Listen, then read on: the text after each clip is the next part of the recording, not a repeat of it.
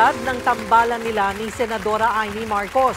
Sa gitna yan ng suportang ibinibigay ng Senadora sa pamilya ng bise. Nasa frontline ng balitang yan, si Marian Enriquez.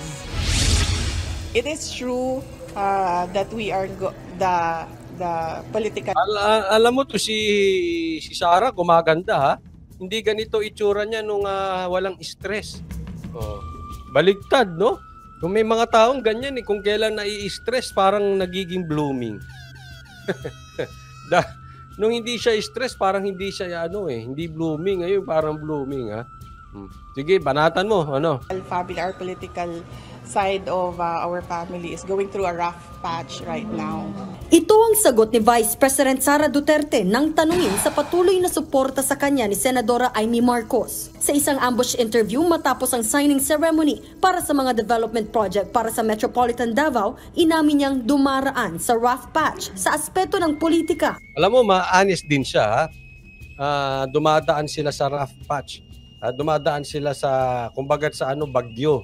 Yung kanilang family ngayon, very honest din to si Sara kasi iba papakita na hindi sila affected sa nangyayari sa kanila sa politika, no?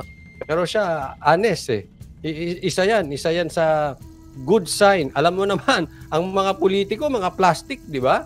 Oo, sasabihin okay lang sila. Pero yung ginagawa puro parang praning, paranoia. Parang lagi silang laging kailangan defensive ang dating. Ang kanilang pamilya. Pero nagpasalamat siya sa solidong suporta ng senadora sa kanilang pamilya. Para lang masabtan sa mga tao, lahi ang politika, lahi ang trabaho. Okay? Nagpasalamat ko kay Senator Amy Marcos sa iyahang padayon na pagsuporta sa politika sa amo. Yan. Iba ang politika, nilinaw ni Sara, hindi ko maano kung anong ibig niyang sabihin dito, no? Iba ang politika, iba ang trabaho. Pero nagpasalamat si Sara kay Amy sa pagsuporta kay Sara sa politika, hindi sa trabaho. Yun, maliwanag yun.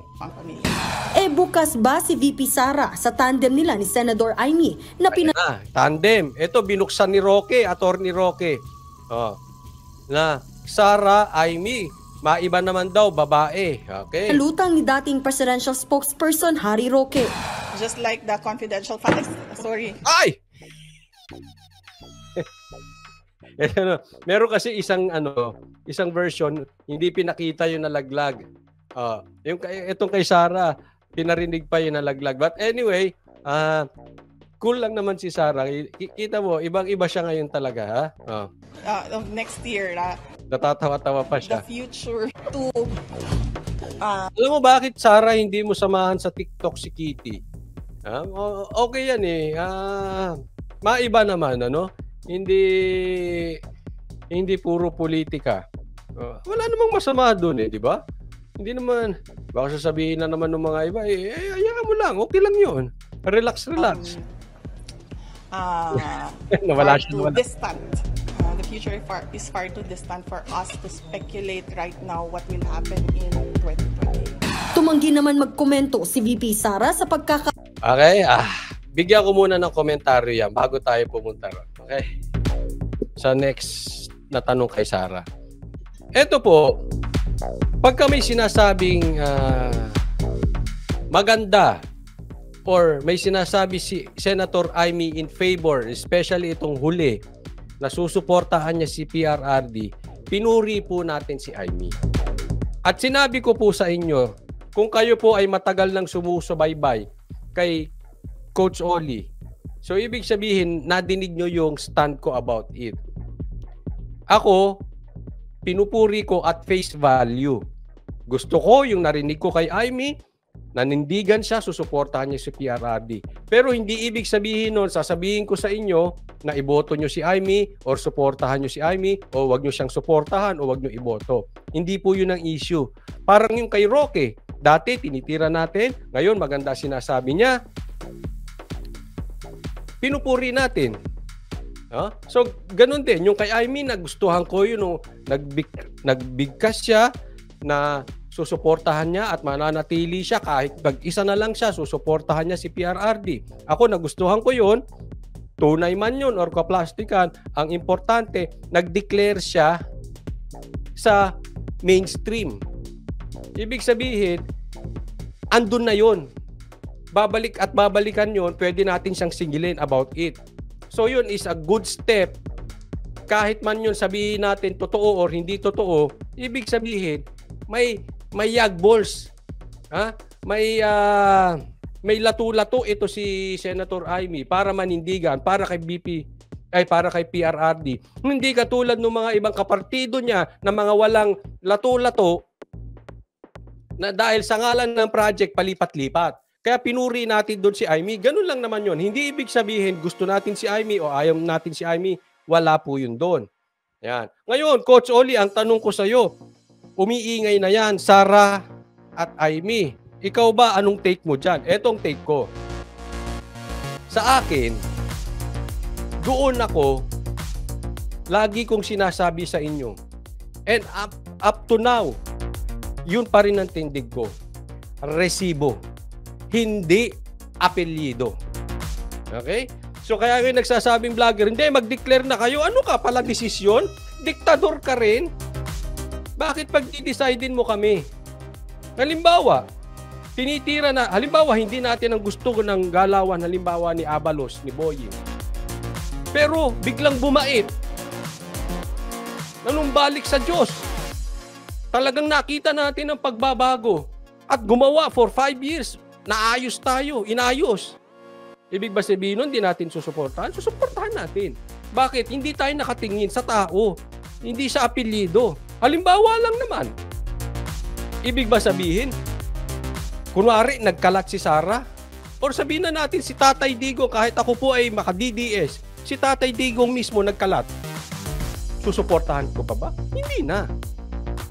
Ibig sabihin nun, para sa akin, yung amor ko sa kanya bilang tao, andoon. Pero nagkalat, bakit mo anuhin? So in short po, ganito, sa resibo. At antayin po natin sa 2028. Kasi malayo pa yun eh. Huwag muna tayo magpolitika ngayon. About 2028. Tingnan natin, paramihan ng resibo. Hindi palakasan ng tunog ng apelyido. Let me repeat that. Pagdating sa 2028, I will decide sa paramihan at pagandahan ng resibo. Hindi sa patunugan ng apelyido. Yun po maliwanag. Okay? So, kung ako tatanungin nyo, anong boboto mo sa 2028? Wala. Wala pa. Ako, mas focus ko ngayon, bumaba ang presyo ng bigas, bumaba ang presyo ng bilihin, at bantayan natin yung mga tambaluslos sa bayan na ito. And the next focus is yung 2025 muna. Doon muna tayo. Pero, to answer you, halimbawa, Coach Oli, sige nga, bukas ang eleksyon. Kunwari, bukas na ang eleksyon. And you have to decide. Kasi bukas na eleksyon eh. Sinong iboboto mo? Kung sakaling ganyan ang tanong, kung bukas na ang eleksyon, I will support for BP Sara and Bongo. Hindi Amy. Una, bakit BP Sara and Bongo? Tandaan nyo po ito. And I'm calling the original. Yung mga talagang sumuporta at nag-aantay noon sa mga DDS. This is the original plan of DDS. Sara, Bongo. Ibig ba sabihin niya na susuportahan mo sa 2028? Hindi ko pa alam. But if the question is tomorrow is the election, I will push for Sara, Bongo. Yan po ang original na plano ni Tatay Diggs, ni Digong, ni PRRD, ni Tatay Duterte. That was the original plan, and I hope this time makuha na ng DDS. Sara go. Kasi bago naman nagkagulo lang eh. Biglang umiba si Sara eh. Hindi nakinig sa tatay. Kaya si Go, biglang naglipat sa president, pinatakbo siya. Tapos umatras, tapos si Bato, tapos umatras din. Pero ang ini-expect talaga nun, Sara Go. Kaya nahati ang DDS. Ultimo, kahit mga viewers nahati. Kasi yung iba, sumama kay Sara. Kami yung naiwan na Sara kami, and yet, hindi kami Marcos. Yung iba, hindi. Kinagat. Sara kami Marcos. Yan yung mga vloggers na sinasabi ko ngayon na nakikisara. Kasi bumabangon na si Sara, bumabalik. Ando doon na ang views kay Sara ngayon eh. Naintindihan nyo kung gaano mga oportunista yung mga vloggers na yan. Pero kami yung mga naiwan, kayo. Kahit nga mga viewers ni Banat Bay, kahit nga yung mga iba nahati eh. Basta kami hindi kami. Ayaw namin doon. Yes, Sara, pwede. Kaya lang, on my part, medyo I'll be honest to you guys, na ano ko kay Sara. Kasi ano ba yan? Presidente ka na dapat eh. Ba't yun na gano'n-gano'n? But anyway, tapos na yun. Okay? Maybe this time, parang kanta, maybe this time, sana, matupad na yung original plan ng tatay mo, BP Sara, which is you and Bongo. Yun po yun. But I think, sa sagot ni Sara dito, palagay ko naman hindi siya nabobola ni Aimee. Kasi natuton na siya. Palagay ko naman, nagising na si Sara sa mga traidor at nagpapanggap na kaibigan ang mga Duterte para lang sa kanilang personal, political agenda. Ngayon, nalaman niya na sa tingin niya, yung dating kumalaban sa kanya, in reality, sila yung nandito ngayon kay Sara. Hindi kinalaban kasi si Sara dati, hindi dahil directly kinalaban si Sara, pero ayaw lang yung katandem ni Sara dati. Ngayon, yung akala niyang kakampi niya dati, sila yung tumutulig sa kay Sara ngayon. Kita nyo naman ang mundo, di ba? Makikita mo ang totoong friends mo pag dumaan ka sa apoy, dumaan ka sa problema. Pag andyan yan sila. So, balik tayo dun sa original. I really hope, and I think so, Sara, natuto na yan. Nagising na yan sa kahibangan niya na pagkatiwalaan pa yung mga yun. Hindi nga, di ba? Sabi nila, parehas malakas na apelyido pagsamahin. Kayo na po ang sumagot. Hindi ko po sila inuusgahan. Kayo sumagot. May nangyari ba? Na ang gusto nila may unity team. Na ang gusto nila ay pagsamahin ng dalawang apelyido kasi may mangyayari sa Pilipinas. Kaya ibalik natin sa 2028, Duterte Marcos ulit. Ha? Hello? Ang tanong, naayos ba? Sige. Kung maayos, sige. Ba't naayos ba? Pangalawa, naging realidad ba yung unity team? Real question yan. Yan ang inyong number 1 plataforma. Maging united ang Pilipinas. Naging united ba?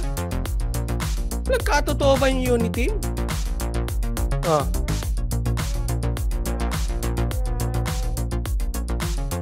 Ngayon, nabudol na kayo dati.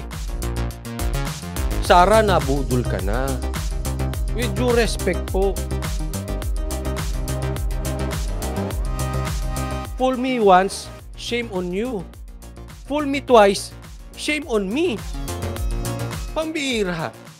Kung naloko ka nung lalaki, halimbawa, ng jowa mo, okay lang yun, first time. Hindi mo alam ang totoo eh. For the second time around, ay kinarir mo katangahan. Kinarir mo na yan, huwag ganun. Wala na Huwag naman karirin ng katangahan, ha? Tony Bescaser, maraming salamat sa stars. Pasensya, hindi ko nababasa, ha? Intense tayo, eh. Galit ka, coach? Hindi. Intense lang, ha? Di ba? Tapos na yun. Ako, I respect yung sinasabi ni Aimee na suportado niya sa PRRD. Thank you for that. Palakpakan kita dyan. I applaud for you that. I applaud you for that. At magkaibigan kayo, thank you.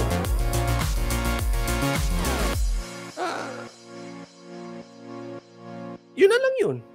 Magkaibigan kayo. Kasi hindi po lahat ng pagkakaibigan ay pwedeng isama sa politika, isama sa trabaho. Halimbawa, hindi porket kaibigan mo siya, sasama mo sa negosyo. Alam mong hindi maaasahan. Halimbawa, or kaibigan mo siya, isasama mo sa politika. Hindi maaasahan sa politika. Pero bilang kaibigan, andyan yan.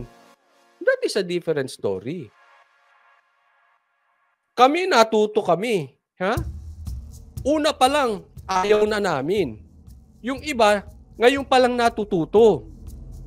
Sara, natuto ka naman na sana. Wag na. Ito ay hindi para pagalitan si Sara. Nirerespeto ko po siya. Pero, iba pa rin. Pag tayo ay nakikinig sa magulang, especially yung magulang mahal na mahal tayo. Kasi ang magulang na mahal tayo, they see the blind spot. Kita mo ang nangyari ngayon sa UBP, Sara. Dahil hindi ka nakinig dun sa tatay. Again, wala na pong sisihan. But this time, ako'y naniniwala, baka posible lang naman. At kung sakaling itulak ni PRRD ang Sara Bongo, I hope this time, Sara, makikinig ka na.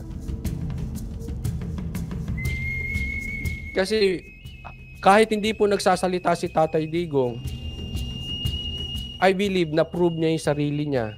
Kita mo na, anak. Tama yung sinabi ko. Diba? Yung kaibigan, okay yan. Kaibiganin mo yan. I-best friend mo yan. But yung katandem, that is a different story. Ngayon, hindi ko pa alam, ha? May nagsasalita dito. Paano naman si Isko? Halimbawa, hindi natin alam. We will see. Pag tumakbo siyang 2025, it means meron na siyang titingnan ulit. Let's see. Sabi ko nga, kahit nga Sarago, hindi ko pa alam until 2028. Ha? Kasi, again, balikan ko yung sinabi ko, paramihan ng resibo, hindi pabanguhan ng apelyido. Marami pang mangyayari until 2028. Sinabi ko lang yung Sarago, if ever, sinagot ko lang yung tanong na paano kung bukas ang eleksyon. Yun ang sa aking sagot. But for the meantime, ang suggestion ko kay Sara, basta may political issue, deadma. And then trabaho ng trabaho. Bakit po? Kasi yan ang hahanapin namin. Matured voters will look for the responsible leaders. Ayaw na namin yung bangayan sa politika.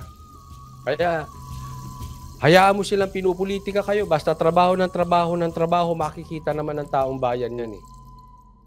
Pagdating ng 2028 election time, ilatag mo yung mga nagawa mo bilang Vice President.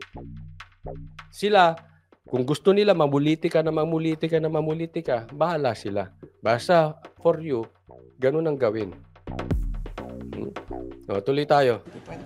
Tumanggi naman magkomento si VP Sara sa pagkakaalis sa pwesto bilang Deputy Speakers ng kanyang mga kaalyadong sina Congresswoman Gloria Macapagal Arroyo at Congressman Isidro Ungab. Pero nakatataba raw ng puso na tunay na kaibigan ang dalawang mambabatas. But I have a comment as their friend. In politics, we always say that there are no permanent friends and enemies sa politika. And as a politician, it is truly heartwarming if you find another politician who is a true friend. Totoo yan. Sa politika, mahirap maghanap ng totoong kaibigan. Kaya nga ako, nabilib ako kay Gloria. Bagamat sabi ni Gloria, Sinusuportahan niya naman si Tamba at kaya lang siya hindi nakapirma dahil nasa ibang bansa siya. Yun po yung sinabi ni Gloria. Pero ako naniniwala ako, nasa likod siya ni Sara. Kasi kung talagang pirma lang naman, pwede naman niyang tawagan. Nasa suportahan, di lang ako makapirma. Pero as soon as makarating ako dyan, pipirmahan ko yan. Madali namang gawan eh. Ibig sabihin, talagang hindi nag-effort. As I see it, talagang kitang-kita na nakasuporta siya kay Sara. And we thank her for that. At tunay na kaibigan. At kinonfirm yan ni Sara kasi hindi siya iniwan. So alam natin, ganun nga ang totoong nangyari. Hindi lang madiretso ni Gloria na ang core ninyo may resolution pa kayo. Yung resolution na yan, sa totoo lang, that is loyalty check lang yan. Kasi yan naman ay nag-declare na sila ng suporta kay Tamba eh. Gumawa lang yan ng resolution para malaman kung sino talaga yung in writing at pipirma para malaman lang kung asa ng ano mo, kung kanino ka talaga nakapanig. Gusto lang niya makita. Loyalty check lang yan, yung resolution na yan. At nakita niya ang loyalty ni Gloria na kay Sara. Kaya nga sabi ko, itong mga babae pa, ang may lato-lato. Yung iba wala eh. Walang lato-lato ata yung iba. Nakapanig lang sa proyekto.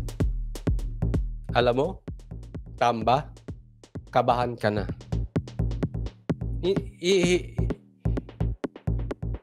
Sir, hindi bagito yung binangga mo. Dating presidente yan. 2 beses mong dinemote.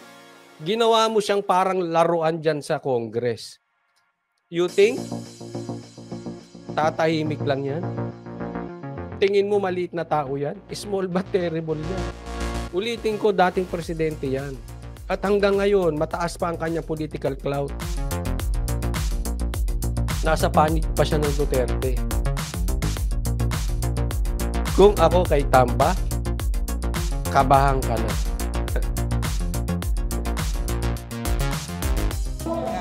That is why Congressman Sid Umag and Congresswoman Gloria Macapagal Arroyo has my full support as a politician and as a friend. Matatandaang isinuko na ni VP Sara ang kanyang confidential funds at tikom ang bibig niya kung isusulong niya ang pagbabalik nito sa mga susunod pang taon. Something that I cannot speculate right now because the next budget will be more than a year pa. Nagbabalita mula sa Frontline.